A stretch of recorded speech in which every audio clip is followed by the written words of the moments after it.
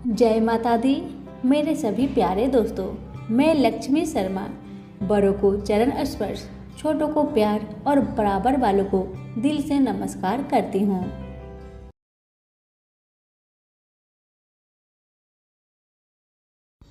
आज एकादशी व्रत में सुने गणेश भगवान की कथा। कहते हैं कि कोई भी व्रत में इनकी कथा सुने बिना व्रत पूरा नहीं होता। इसलिए गणेश भगवान की कथा को अनिवार्य रूप से जरूर सुने। कथा। भगवान गणेश का सिर हाथी का था, लेकिन जब उनका विवाद भगवान परशुराम से हुआ तो युद्ध में उनका एक दांत भी टूट गया, इसलिए उन्हें एक दंत भी कहा जाता है। इन दो कारणों से उनसे कोई भी देव कन्या विवाह के लिए तैयार नहीं थी। इस बात से अमूमन गणेश जी नाराज रहा करते थे और जब किसी अन्य देवता का विवाह होता तो भगवान गणेश किसी न किसी तरह से उन्हें कष्ट पहुंचाते। इस कार्य में गणेश जी के साथ देने के लिए उनका चूहा भी साथी होता था। वह विवाह के मंडप में जाकर उसे खोखला कर देता और इस तरह विवाह में किसी न किसी तरह से विघ्न हो जाता ही था। सारे देवता इस बात को लेकर बहुत परेशान थे। अब सभी देवता बहुत सोच विचार करके महादेव के पास गए। सभी देवताओं ने मिलकर महादेव को अपना परेशानी बताया। महादेव ने परेशानी को सुनकर सभी देवताओं से कहा कि आप ब्रह्मा जी के पास जाएं, शायद वो कुछ उपाय निकाले। सभी देवता मिलकर ब्रह्मा जी के पास पहुंचे। तब वह योग में लीन थे, लेकिन कुछ देर बाद योग बल से दो कन्याएं अवतरित हुई, जिनके नाम ब्रह्मा जी ने रिद्धि और सिद्धि रखे। यह ब्रह्मा जी की मानस पुत्रियां थी। उन दोनों को लेकर ब्रह्मा जी गणेश जी के पास पहुंचे और कहा उन्हें शिक्षा दे, और गणेश जी तैयार भी हो गए। जब भी चूहा गणेश जी के पास किसी के विवाह की सूचना लाता तो रिद्धि और सिद्धि ध्यान बांटने के लिए कोई ना कोई प्रसंग छेड़ देती थी। अब इसी तरह बिना किसी विघ्न के विवाह होने लगे। एक दिन चूहा आया और उसने गणेश जी को बताया कि देवताओं के निर्विघ्न विवाह के बारे में। तब गणेश जी को सारा मामला समझ में आ गया। अब गणेश जी के क्रोधित होने से पहले ब्रह्मा जी उनके पास रिद्धि सिद्धि को लेकर प्रकट हुए और उन्होंने कहा, आपने स्वयं इन्हें शिक्षा दी है, मुझे इनके लिए कोई योग वर नहीं मिल रहा है, आप इनसे ही विवाह कर लीजिए। इस तरह रिद्धि बुद्धि विवेक की देवी और सिद्धि सफलता की देवी, दोनों का विवाह गणेश भगवान से हो गया। और फिर बाद में गणेश जी के शुभ और लाभ दो पुत्र भी हुए। तो सभी प्रेम से बोलिए गणेश महाराज की जय, रिद्धि सिद्धि माता की जय। एक बार एक मेढक और मेढकी तालाब में साथ रहते थे। मेढक गणेश जी का बहुत बड़ा भक्त था। वह हर रोज गणेश जी की पूजा करता था। वह कुछ काम न करता, बस गणेश जी का नाम जपता रहता। मेढकी उससे बहुत परेशान थी। एक दिन मेढकी ने गणेश जी की मूर्ति छिपा दी। मेढक आया और गणेश जी की मूर्ति के बारे में पूछने लगा तो मेढकी ने बोला कि मुझे नहीं पता। एक दिन एक औरत उनके तालाब के पास आई और उसने अपने मटके में पानी भरने लगी। जैसे ही उसने पानी भरा, वैसे ही मेढक और मेढकी उसके मटके के अंदर चले गए। घर जाकर उस औरत ने पानी गैस पर रख दिया। मेढक और मेढकी भी साथ में जलने लगे। मेढकी मेढक को बोलने लगी कि तुम तो गणेश जी की बहुत बड़ी भक्त हो, तो बोलो गणेश जी को हमें बचाए। मेढक ने यह सुनकर गणेश जी का नाम जपना शुरू कर दिया। थोड़ी देर बाद एक सांड आया और अपने दोनों सींग मटके पर जा मारा और मटका जमीन पर गिरकर टूट गया और दोनों बच गए। मेढक ने घर जाकर गणेश जी की मूर्ति मेढक को लौटा दी और उसने भी गणेश जी का पूजन करना शुरू कर दिया। तो प्रेम से बोलिए गणेश महाराज की जय हो। एक समय की बात है, एक भाई बहन रहते थे। बहन का नियम था कि वह अपने भाई का चेहरा देखे ही खाना खाती थी। हर रोज सुबह उठती थी और जल्दी जल्दी घर का सारा काम काज करके अपने भाई का मुख देखने के लिए उसके घर से निकल जाती। एक दिन रास्ते में एक पीपल पेड़ के नीचे गणेश जी की मूर्ति रखी हुई थी। उसने भगवान के सामने हाथ जोड़कर कहा कि मेरे जैसा अमर सुहाग और मेरे जैसा अमर पिहर सबको दीजिए। यह कहकर वह आगे बढ़ जाया करती थी। हर दिन का उसका यही नियम था। जंगल के झाड़ियों के कांटे उसके पैरों में चुभा करते थे। एक दिन बहन भाई के घर पहुंची और भाई का मुख देखकर बैठ गई। तो भाभी ने पूछा, पैरों में क्या हो गया है ननद जी? यह सुनकर उसने भाभी को जवाब दिया कि रास्ते में जंगल की झाड़ियों से गिरे हुए कांटे मेरे पाँव में चुभ जाते हैं। जब वह वापस अपने घर आ गई तब भाभी ने अपने पति से कहा कि रास्ते को साफ करवा दो। हमारी ननद यानी कि आपकी बहन झाड़ियों के रास्ते से आती है तो उसके पाँव में बहुत सारे कांटे चुभ जाते हैं। पत्नी की इतना बात सुनते ही भाई तुरंत उठा और हाथों में कुल्हाड़ी लेकर सारी झाड़ियों को काटकर रास्ता साफ कर दिया। और इसी कारण से गणेश जी का स्थान भी वहां से हट गया। यह देखकर भगवान गुस्सा हो गए और उसके भाई के प्राण को हर लिए। लोग अंतिम संस्कार के लिए जब भाई को ले जा रहे थे तब उसकी भाभी रोती हुई लोगों से कही, थोड़ी देर रुक जाओ, उसकी बहन आने वाली है। वह अपने भाई का मुख देखे बिना नहीं रह सकती। उसका यह हर दिन का नियम है। तब लोगों ने कहा, आज तो देख लेगी पर कल कैसे देखेगी?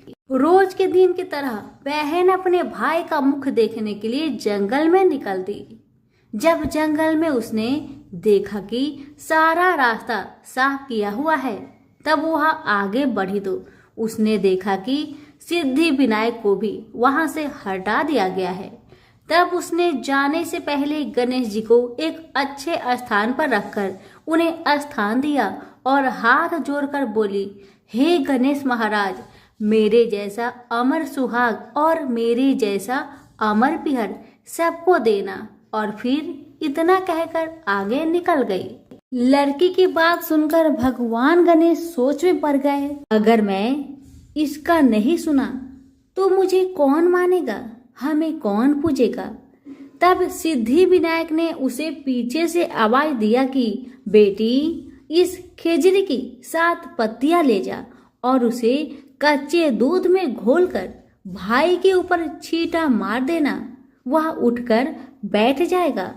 यह सुनकर जब बहन पीछे मुड़ी तो उसने देखा कि वहां तो कोई नहीं है, लेकिन फिर भी उसके दिल से आवाज आई, जो मैंने सुना वैसे ही करती हूँ, देखा जाए क्या होता है।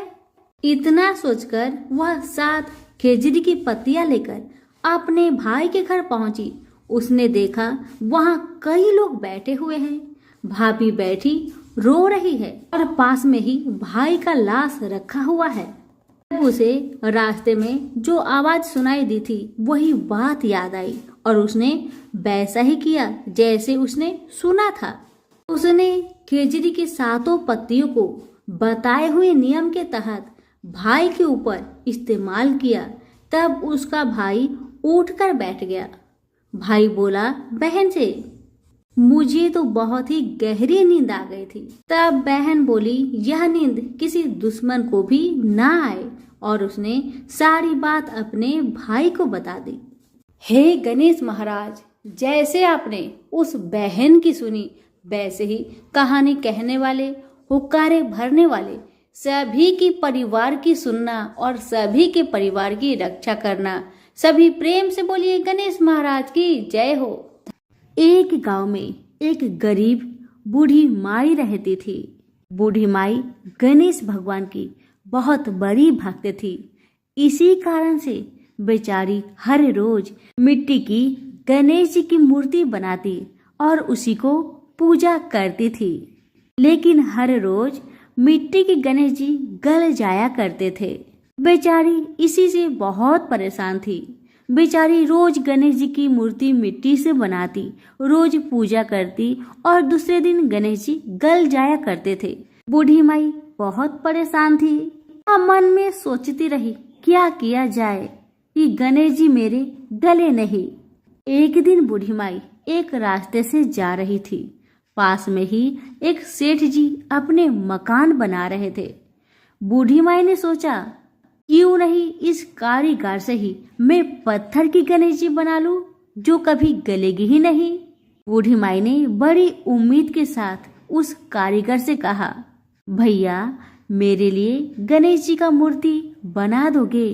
तब कारीगर बोला, ए बुढ़िया, मैं जब तक तेरे लिए पत्थर की गणेश जी बनाऊंगा तब तक तो मेरा ये मकान ही बन जाएगा। इतना कहकर कारीगर ने बूढ़ी माई को वहां से भगा दिया और कहा, जाओ कोई और से कहो। बूढ़ी माई बहुत दुखी हुई। दुखी मन से वह कारीगर से बोली, भगवान करे तुम्हारी दीवार टेढ़ी हो जाए। इतना कहते ही वह दीवार टेढ़ी हो गई। बेचारा कारीगर बहुत परेशान हो गया। वो जितनी बार दीवार को सीधी बनाता उतनी बार ही दीवार टेढ़ी हो जाती। दीवार सीधी करते करते शाम हो गया मगर दीवार सीधी नहीं बनी। अब शाम को जब सेठ आया तो उस कारीगर ने अपनी सारी कहानी उस सेठ को सुना दिया कि एक बूढ़ी आई थी। वो कह रही थी कि मेरे लिए पत्थर का गणेश जी बना दो।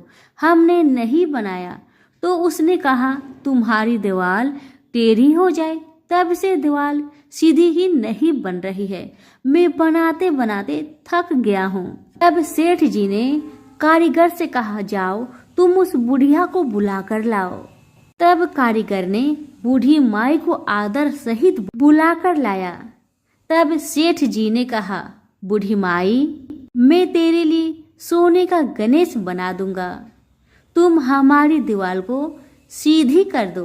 तब बुढ़िया माई ने गणेश जी से प्रार्थना की, हे गणेश जी महाराज, इस सेठ की दीवार को सीधी कर दे। बूढ़ी माई के प्रार्थना से वह दीवार सीधी हो गई और सेठ जी ने खुशी मन से बूढ़ी माई को सोने की गणेश जी बनवा कर दिया। हे गणेश जी महाराज, जैसे आपने सेठ जी पर कृपा करी वैसे सब पर करना। तो सभी मिलकर बोले, गणेश जी महाराज की जय हो। कथा। एक गांव में एक बहुत ही साधारण आदमी रहता था। उसे गणेश जी पर बहुत विश्वास था। जब कोई व्यक्ति उसे हालचाल पूछता तो वह कहता, गणेश जी जाने। उस गांव में गणेश जी का एक छोटा सा मंदिर था। उन्हें उन पर पूरा विश्वास था। वह आदमी के 2 पुत्र और एक पुत्री थी। जब पुत्री की शादी किया तो उस साधारण आदमी ने साहूकार से कुछ कर्जा लिया। इसी तरह से समय बीतने लगा। कुछ समय बाद बेटा ने अपने पिता से कहा, पिताजी ये पैसा लीजिए और ये पैसा लेकर साहूकार को दे दीजिए ताकि आपको कर्ज से मुक्ति मिले। उस आदमी ने जाकर साहूकार से कहा, यह लीजिए साहूकार जी, आपका पैसा जो आपने मेरी बिटिया की शादी में दी थी। लीजिए अपना पैसा ब्याज सहित और मुझे कर्ज से मुक्त करा दीजिए। साहूकार ने एक पेज पर लिख दिया था कि आपका पूरा कर्जा ब्याज सहित प्राप्त हुआ है, आप कर्जा से मुक्त हो गए हैं। साहूकार ने उस आदमी से पूछा, इस पर क्या लिखा हुआ है? उस आदमी ने कहा, मैं तो अनपढ़ हूँ, जो लिखा है वह गणेश जी जाने, मुझे नहीं पता। साहूकार समझ गया कि व्यक्ति बहुत सीधा है। उनके मन में लोभ आ गया। साहूकार ने उस आदमी को कहा, अंदर जाकर एक गिलास पानी लेकर आओ। इसी बीच में साहूकार ने उस पर्ची को हटाकर एक पर्ची लिख दिया कि अभी मेरा कर्जा बाकी है। अंदर से व्यक्ति आया और पर्ची लेकर चला गया। कुछ दिन बाद साहूकार पैसा मांगने पहुंच गया। तब उस आदमी ने कहा कि यह बात गलत है, मैंने आपको पैसा दे दिया था। मामला कोर्ट में चला गया। तब उस व्यक्ति को बुलाया गया। उस व्यक्ति ने जज साहब से अपनी सारी कहानी सुनाई कि उसने कैसे साहूकार को पैसा लौटाया था, लेकिन उस व्यक्ति के पास कोई सबूत नहीं था। वह सिर्फ एक ही बात कह रहा था कि मेरे गणेश जी जाने, मेरे गणेश जी जाने।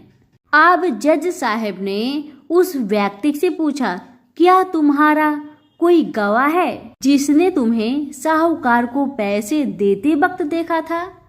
तब उस व्यक्ति ने कहा, हाँ, मेरे गणेश जी है, मेरे भगवान जी है, मुझे पैसे देते हुए साहूकार को देखा था। जज साहब ने कहा, ठीक है, तो गणेश को बुलाया जाए।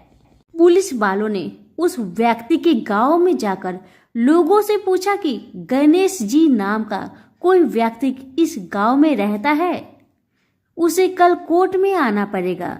सभी गांव वालों ने एक ही बात कहा कि इस गांव में गणेश जी नाम का कोई भी व्यक्ति नहीं रहता है, बस यहाँ पर एक गणेश जी का छोटा सा मंदिर है। अब भगवान कैसे कोर्ट में पेश होंगे? अब अगले दिन अदालत की कार्रवाई शुरू हुई। जज साहब के बगल में खड़ा व्यक्ति ने जोर जोर से बोला, गणेश हाजिर हो, गणेश हाजिर हो। उसी वक्त एक बूढ़ा व्यक्ति सिर पर तिलक लगाए, चंदन का माला पहने हुए कोर्ट में आ गया। उस व्यक्ति ने कटघरे में खड़ा होकर बोला, सर, मैं गणेश हूँ, बताइए क्या बात है? जज साहब ने गणेश से पूछा, क्या आप इस व्यक्ति को साहूकार को पैसे देते हुए देखा था? तब गणेश जी ने बोला, हाँ जज साहब, मेरे ही सामने इस व्यक्ति ने साहूकार को पूरे पैसे ब्याज समेत दे दिया था। आप साहूकार को यहाँ पर रोकिए और किसी व्यक्ति को साहूकार के घर भेजिए। साहूकार के घर में अलमारी नंबर 3 में एक फाइल है। उस फाइल के 22वें पेज पर वही पर्ची रखा हुआ है जिसमें लिखा है कि यह व्यक्ति ने ब्याज समेत पैसा दे दिया था। बूढ़ा व्यक्ति इतना कहकर वहां से चला गया। कुछ देर बाद सिपाही वापस आया और जज साहब को एक पर्ची दी। यह पर्ची जिसमें लिखा हुआ था कि पूरा पैसा ब्याज समेत मिल गया। जज साहब ने कहा, गणेश कहाँ गया? उनको बुलाया जाए। अब तो गणेश जी कहीं दिखाई नहीं दिए। अगले दिन जज साहब उस व्यक्ति के गांव में गया। पूरे गांव की छानबीन कर ली, पर कहीं भी वह वृद्ध आदमी इस गांव में नहीं मिला। जज साहब को समझने में देर नहीं लगी कि वह वास्तव में गणेश भगवान ही थे। जज साहब उसी वक्त अपने पद से इस्तीफा दे दिए। जज साहब भारत के सभी मंदिरों में घूम घूम कर उसके दरबार पर मिट्टी को अपने सिर में लगाते थे। किसी मंदिर में कभी बैठते ही नहीं थे, क्योंकि जज साहब कहते थे कि हमने भगवान को अदालत में बुलाकर खड़ा किया था, फिर मैं किसी मंदिर में कैसे बैठ सकता हूँ। इस तरह जज साहब काफी बदल गए और गणेश जी की बहुत बड़ा भक्त बन गए। तो सभी प्रेम से बोलिए, गणेश भगवान की जय हो। हे गणेश जी महाराज, जैसे आपने उस व्यक्ति का साथ दिया, वैसे ही मेरी इस कहानी को सुनने वाले पर, कहने वाले पर, हुक्कारे भरने वाले पर सभी के परिवार पर अपनी कृपा बनाए रखना। तो फिर से बोले गणेश जी महाराज की जय। बहुत समय पहले की बात है।